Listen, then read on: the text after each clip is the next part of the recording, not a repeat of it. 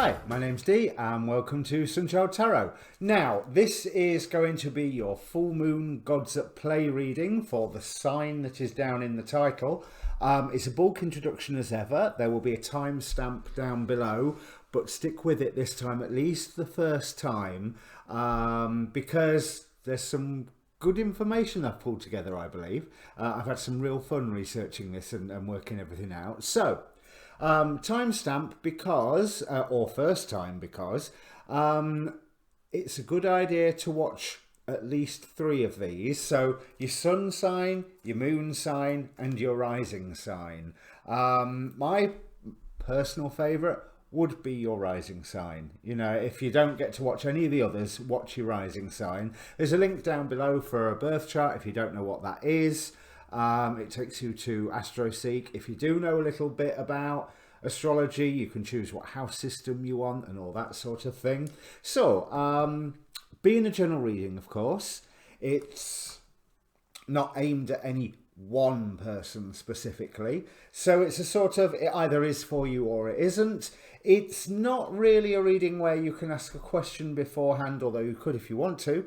I don't know how effective that would be. It's a look at the energies that are interplaying. It's the gods at play readings, by their very nature, are dramatic, wonderfully dramatic. So take it all with a pinch of salt. Remember, it's the shape of the images rather than the literal words that are important here. So let's get on to this new moon. So 9 degrees Aries.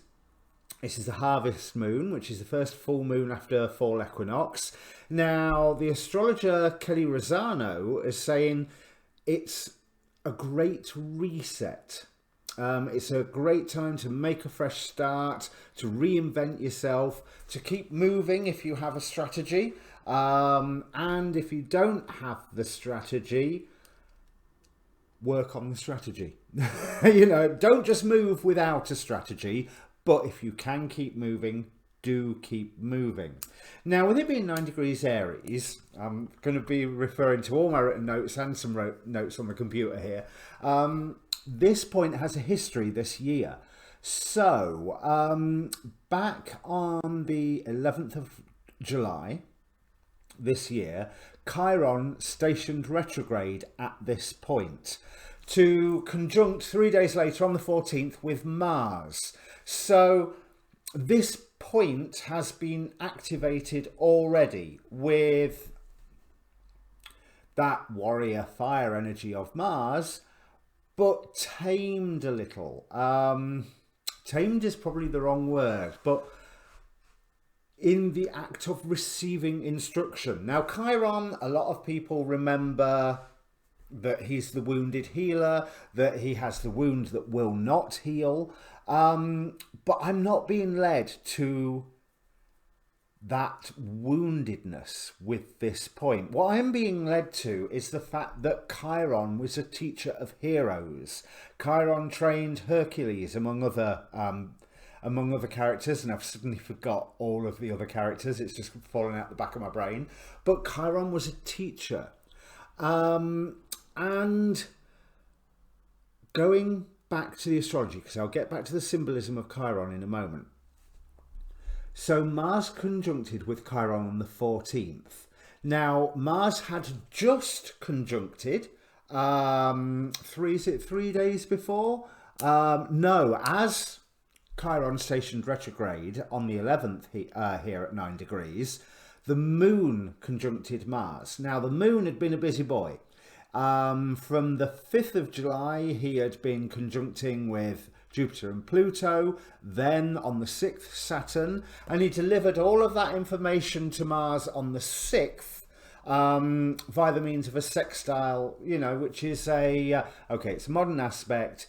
It's like a little vaguely positive download, I would suppose. Then the moon conjuncted with Neptune on the 10th and took all that ocean energy straight to Mars on the 11th, which Mars then took, you know, obviously quite possibly reeling and, you know, having that comic moment of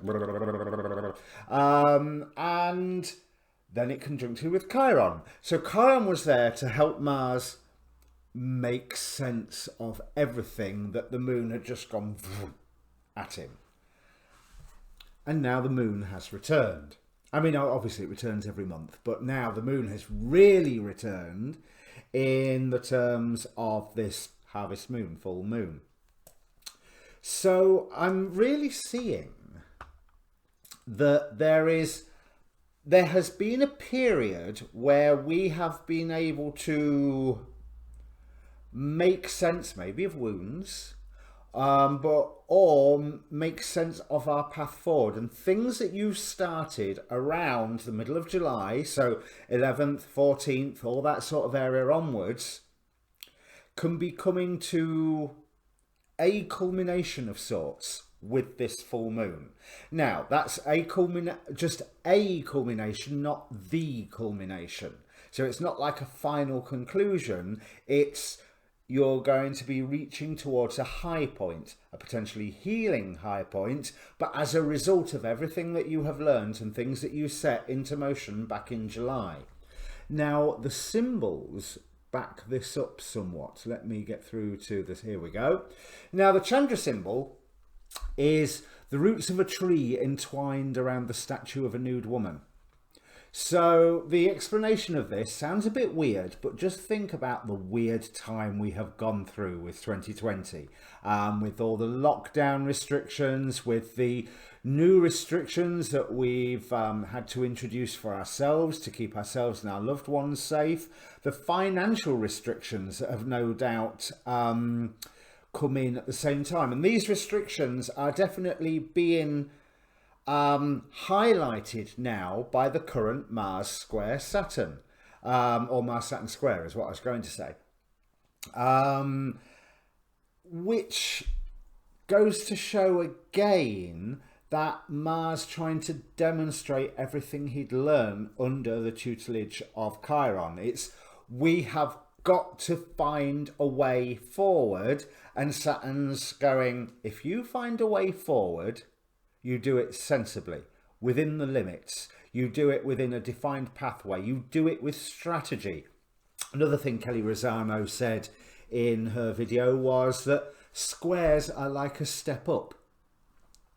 You can use them, and I think Rick Levine has talked about how you can resolve issues in a square creatively, using creativity, but that square creates tension in the first place, so it's highlighting issues that are already there.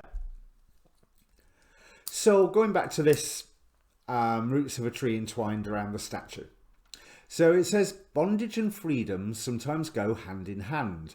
The bondage is being true to pattern, predictable, here's Saturn, caught in habits and tendencies perpetually left to grow like weeds. The freedom is that as you meet yourself starkly in the midst of these old, tired patterns of behaviour, you come into touch with a quickening flame of self-recreation, stimulated and forced by being at the mercy of the relentless powers. Now, if that doesn't sum up what is also going on in the astrology around this full moon with that Mars-Saturn square, I don't know what does. You cannot... the heavens are most definitely giving us a huge message here. Anyway, I'll continue with this. The impulse to make yourself over is fervently strong, courageous, ready and willing. The old stuff dies hard. You are therefore engaged in a pitched battle of a protracted kind between retrogressive and progressive ideals, impulses and desires. Both sides are so impassioned and sharply intent that this could become a knockdown, drag-out battle of wills. Now, if that doesn't reflect the politics as well as our own internal struggle at the moment, I don't know what does. Where was I? The atavistic backward-leaning will feel immune to change. The visionary forward-thrusting will feel moved by evolutionary forces to never give up. Eventually, the future prevails over the past, but not before scars and multiple traumas mark the spot of fighting for your life against an implacable inward enemy who knows it will lose and fights all the harder accordingly. I hadn't read that right through to the end. That doesn't bode well for the election, does it? So, moving on. Another thing is the Omega symbol. Again, I'm reading Aries 10 because this full moon is at 9 degrees and 8 minutes of Aries, therefore it's in the 10th degree. So in many different places, a man keeps seeing the same number. It's talking about interacting and being inspired. Now there will have been over this period, I mean, there is over any period, but over this period especially, certainly under the tutelage of Chiron, there will have been certain things which will have appeared again and again and again. And with all the circumstances that we've had recently, we're pretty much forced to look at it.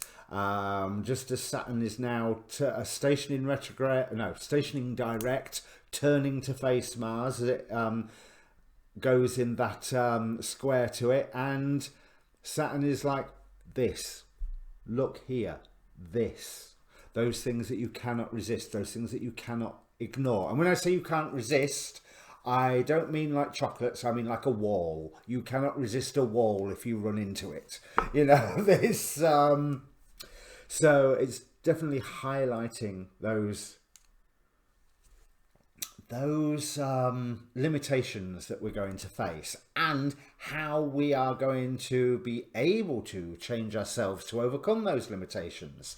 Now, presiding over this degree is the angel Eladia, who the phrase I have here is looks can kill, protection from the evil eye and divine grace. But so I investigated Eladia a little further, and as a guardian angel, where she is, I think, is it the first half of the second decan of second half of the second decan of Taurus, but she also presides over 9 degrees Aries, 21 degrees Gemini, and my database isn't built up any further than that. There will be another 3 points that she presides over. Now, Eladia symbolises tolerance and clarity of mind, giving you inspiration to succeed in your endeavours, as well as helping in restoring your morale. He also brings you healing and forgiveness for your faults. What is really interesting is that of the charisms he rules over, it's interpretation. It's how to interact and how to perceive the world around you.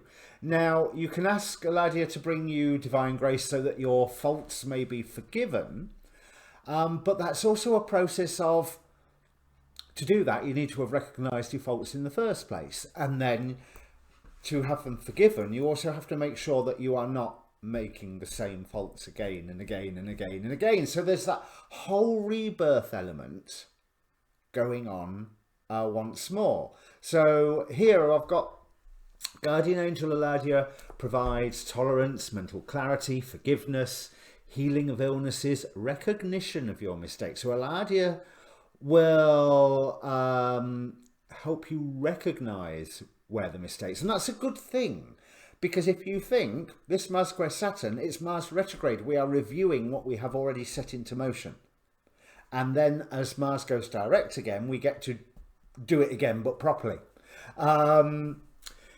Eladia offers a sense of freedom from your past and helps instill a sense of morality. I'll just leave that one there because that's too much of a hot topic there. But within the Goetia, the by day, let me see. This degree is ruled by Baal by day and Fenix by night. Now, Fenix is depicted as a phoenix. So again, we've got that symbol of rebirth, and he's a great Marquis of Hell, has 20 legions of demons under his command, but he teaches all wonderful sciences and is an excellent poet and tends to be very obedient to those who summon him. Now, he does hope to return to heaven after 1200 years, but it is noted that he is deceived in this hope, and it's definitely been 1200 years since Solomon helped conjure him to help build his temple. So if the full moon is happening in the night where you are, there is that added oomph of rebirth from that Fenix energy. Now, Baal or Baal is more of a shapeshifter and warrior god. He's also incredibly, well, kingly. Basically, he's one of the 9 kings of Goetia, and he presides over solstices, fire festivals, gives aid in astral projection, shapeshifting within dreams, and is also helps with the reconciliation of friends, which might be a really useful tool. And that could be a step on your using that square to climb up, because Temper's afraid this year, understandably. If there's anyone that you need to make up with, and the full moon is in the day where you are. I mean, I remember last week there was some astrological conjunction or other, well, aspect or other, that was also helping with this whole reconciliation idea. So that energy is obviously still with us by Baal being empowered by the full moon. Now, that's probably technically not the right way to say it, but you know, Baal's mastery of this degree empowering the full moon, put it that way. You know, so all in all, this promises to be a really good full moon if you take advantage of it. So yeah, do your full moon ceremony, but also be in touch with people. Be in touch with all the voices inside your head, and be in touch with some of the voices outside of your head, like your friends, your family, anybody that you maybe need to smooth things over with, and anybody that will help you move forward in things that you have already set into motion, and hopefully set them into motion using your strategy that is so heavily advised by Saturn. And you set it into motion before Mars turned retrograde. Now's not a good time to start new things. If you haven't got a new thing that you have started, then plan, strategize. You can move forward once you have your plan and your strategy. Now, you're going to hear a lot more of this sort of stuff from me. I want to give a very quick plug to the Astrology Hub and the course that they are running with famed astrologer Rick Levine. That starts next Sunday, 4th of October. I will be doing that course as well. So you know how I keep saying, no, I'm not an astrologer? Well, hopefully by the end of it, I'll be that one step closer to being one. I mean, okay, it's still going to take me a decade to get there, but I get to study under Rick Levine. How cool is that? And so can you. So if you go over to the Astrology Hub website, astrologyhub.org, just Google Astrology Hub, and then whatever that web address is /foundation, and you will find that course. It works out $200 and odd with tax, really odd, like $4.50 or something, $4.88 I think I paid. So yeah, if you're into all this stuff, and hey, you've listened to me drone on for what, 17 minutes now, I better get on with the reading in a moment. But you've listened to me waffle on for all of that. So come and join. It should be fun. Now, there's also a link down below for my Facebook page for this channel. I'd be remiss if I didn't give that a plug. There is an inbox on that Facebook page. So if you want to contact me for a personal reading, feel free. That's one of the ways to do it. You can DM me on Twitter as well. I have a Linktree link down there for all the different social media bits and bats. And I have the time now October is, yes, I've no idea what month it is. I mean, as Rick Levine said, we are on the 175th of March. But October, I have a lot more free time. I hope to be generating a lot more videos for you. I've just seen my video go really weird there, so I think I will stop talking now and bring up the cards. Cheers. And well done, Aquarius Sun, if you've just managed to get your way through my entire introduction. And welcome, Aquarius Rising and Aquarius Moon, if you've just joined us after the timestamp. Now, if you are indeed Aquarius Rising, then this full moon is occurring in your 3rd house. Now, you may have been wanting more from life recently than just the mundane day-to-day stuff. But here, the day-to-day stuff, the everyday mundane, has arrived in spades. Now, this also is a time where an important document can arrive, or there can be a sudden need to run an important errand or take a short trip. You may find that you're pulled in a million different directions at once and that you're feeling quite buffeted by it. But as long as you are aware of all the different emotions that you've got going on, then you should be able to express how you are feeling and what you need really well, and have other people actually hear you. Now, I'm now going to relate that to this reading, because Thor here, this top row, is the row of the archons wearing the masks of the gods, trying to suppress us, trying to keep us away from our divine purpose. And we start off with Thor.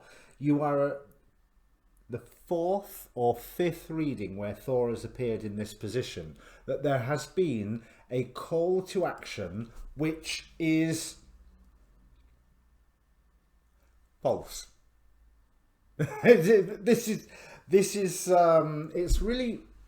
It's a really distinct message here. We have Thor with action, Helios with illumination, Yemaya with hope, Aries with warmongering, and Skadi with atonement.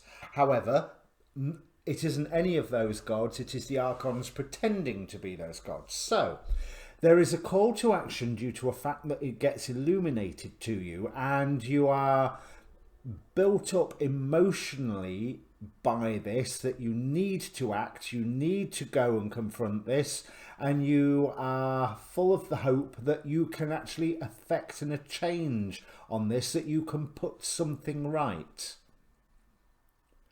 But the light that has been shone on it is from a sun god who's been long unemployed. He got replaced by Apollo. The call to action is old-fashioned, antiquated, out of date, not relevant. It is something where you can very easily get whipped up in all the emotions.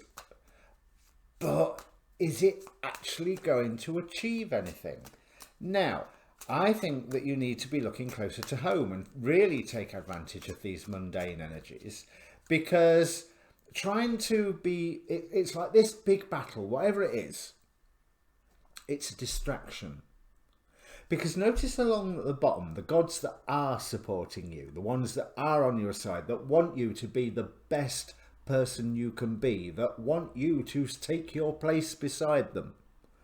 We have Jizo with support, Demeter with harvest, Freya with irresistibility, Persephone with transformation, and Pele with transformation. There's something in this Aries season, there's something in this Mars retrograde that, let me see, Aquarius, Pisces, Aries, so you're only a sextile away from Mars at the moment. There is something where there is a transformation that can occur. And this is something where you need to be looking closer to home, closer to yourself. Even though it's the mundane world that's calling, the transformation is personal and self-focused. And it's the culmination of a cycle. It's a culmination of work that you have put in, and the fact that you do have the support to achieve this. Or it could be a transformation in your life, you know, new house, redesign the living room even. Because bear in mind, these gods at play readings, by their very nature, they're wonderfully dramatic. This is the gods we're talking about. But it could happen in your life in a really big way or in a little way, you know. So it could be an entire new house, or simply moving how you have the sofa arranged. Do you know what I mean? From one end of the scale to the other. But there's something that you must have been, by the looks of these, putting work in, because there is a harvest that has come to you. There is Freya here is representing irresistibility. It's this transformation is coming, and you can fight it, or you can ignore it and get distracted by some fight or other, or you can just dive into the fight, which will have hot, uncomfortable, dive into the transformation, sorry, which would have hot, uncomfortable bits. Pele represents volcanoes when all said and done, and dark shadow side bits, because Persephone for 6 months of the year is queen of the underworld and queen of the dead, and is in a position to know every secret, because that's what the underworld contains, all secrets. So whatever this external fight is, where you are being called to set things right, and don't get me wrong, there's plenty in the world that needs setting right, and there's plenty of battles for us all to pick. But you could even dive into that battle if you want, and hope maybe affect some good change. We have Vioalia here with prosperity at the end of it. But what is really important is that you do not allow this external battle to interfere and to distract from your own internal transformation, because this is a cyclical process. And like the full moon to new moon to full moon, if you don't grab it now, you won't get a chance until the cycle comes around again.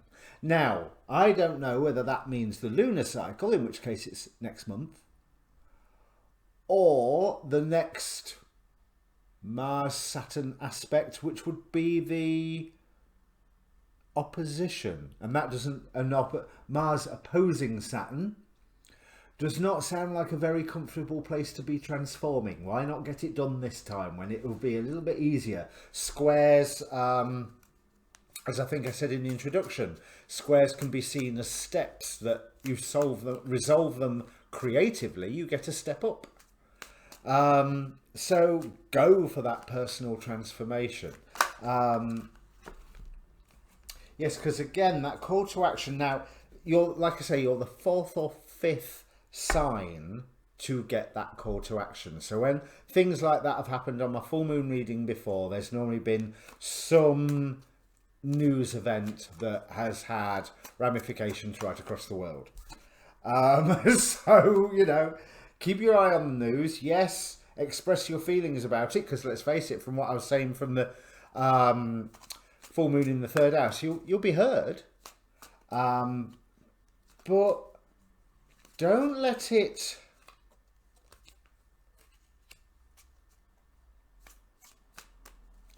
dominate everything.